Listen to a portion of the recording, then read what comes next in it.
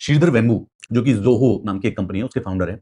उन्होंने ट्विटर पर एक बड़ा-सा ट्वीट लिखा। उसमें ये कहा कि जो इंडियंस अमेरिका में काम करते हैं, उनको वापस आ जाना चाहिए। भारत माता उनको याद कर रही है। रिसेंटली डोनाल्ड ट्रम्प की तरफ से एक भारत को, चाइना को हेल होल कहा गया था। इंडियंस के अगेंस्ट यूएसए में काफ़ी सारा रेसिज़्म प्रिवेलेंट भी है। तो श्रीधर वेम्बू ये कहना चाह रहे हैं कि वो जो इंडियंस वहाँ पे काम कर रहे हैं और जब अमेरिका वाले ये कहते रहते हैं कि इंडियंस तो हमारी जॉब खा रहे हैं, जॉब खा रहे हैं, तो ये सही टाइम है कि भारत माता को उनके बेटों की जरूरत है। अश्नीर ग्रोवर ने तो बोल दिया, बोला भाई किस प्रकार के डेलुलो में रह रहा है। $1 94 का हो गया है। देश का जो टेम्परेचर है वो 50 डिग्री हो गया है। फैक्ट्स पे बात करो। मैं आप लोगों से पूछना चाहता हूँ कि इसमें से कौन सही है?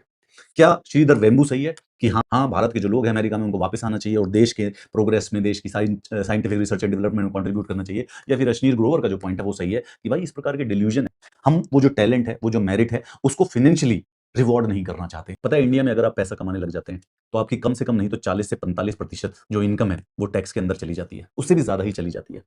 और उसके बाद अगर आपने किसी दिन पैसा कमाना छोड़ दिया, तो गवर्नमेंट की तरफ से ऑलमोस्ट ज़ीरो सपोर्ट आता है। 2 साल पहले एक पुलिस वाले की गलती की वजह से एक इंडियन जो है, वो अमेरिका में मर गई थी। उसके ऊपर केस चला और अमेरिका ने उस पुलिस वाले को गिल्टी ठहरा के उसको 250 करोड़ रुपए की कॉम्पेंसेशन दी। जिस दिन वो 250 करोड़ रुपए की कॉम्पेंसेशन आई थी, उसी दिन हरियाणा के अंबाला में एक पुलिस वाले ने एक लड़की को दारू पी के गाड़ी से मार दिया गया था। ये फ़र्क है 2 जगहों पर। जो सुंदर पिच्चई है, अगर वो इंडिया रहता, तो मुझे नहीं पता वो क्या कर पाता, लेकिन वो अमेरिका रहा तो वो गूगल का सीईओ बन गया। Same with the Microsoft CEO. हम जो सेलिब्रेट करते हैं ना कि वो फॉर्च्यून 500 कंपनीज़ के जो सीईओ भारतीय हैं, वो इसीलिए हैं क्योंकि थे तो वे सारे भारतीय, लेकिन वो फले-फूले जब वो अमेरिका में चले गए। जब तक हमारे देश की पॉलिटिकल क्लास, हमारे देश की मेरिट क्लास को इस बात के लिए एश्योरेंस नहीं दे सकती कि उनको फ्री फ्लो मिला जाएगा और उनको जीतने का सही मौका दिया जाएगा, तब तक वापस आने का भी कोई फायदा नहीं है। शिलेंद्र वेम्बू ने इसको हार्ड राइट या वोक लेफ्ट की बैटल बना के भेज दिया, पर ये बिल्कुल बकवास वाली बात है। एक्चुअली में जो जितने भी भारतीय अमेरिका में ना, वो सारे के सारे अगली फ्लाइट पकड़ के आ जाएँ।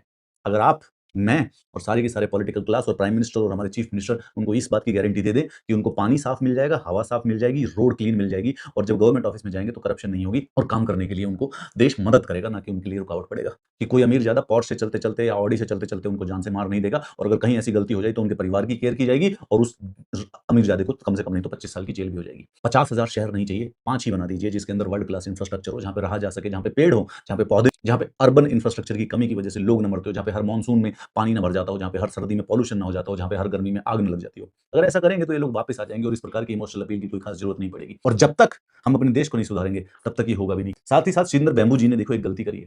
उन्होंने देखा अमेरिका के उन लोगों के पास जो कि अब प्रॉस्पर हो चुके हैं। हमारे देश की पॉपुलेशन 150 करोड़ है। अगर हमारे देश की प्रोग्रेस के लिए हमें वही लोग चाहिए जो कि 25-25, 30-30 साल पहले छोड़ के जा चुके हैं, तो फिर हम यहाँ पर जो टैलेंट बचा हुआ है, यहाँ पे जो यंगेस्ट जनरेशन है, उसका क्या कर रहे हैं? अगर हमें देश बढ़ाना ही है, तो उनके ऊपर पैसे क्यों नहीं लगा देते? मैं आपको ये भी, बल्कि वो देश छोड़-छोड़ के जा रहे हैं। तो जो मेन प्रॉब्लम है, उसके ऊपर फोकस क्यों नहीं कर रहे rather than giving this emotional appeal on the Twitter?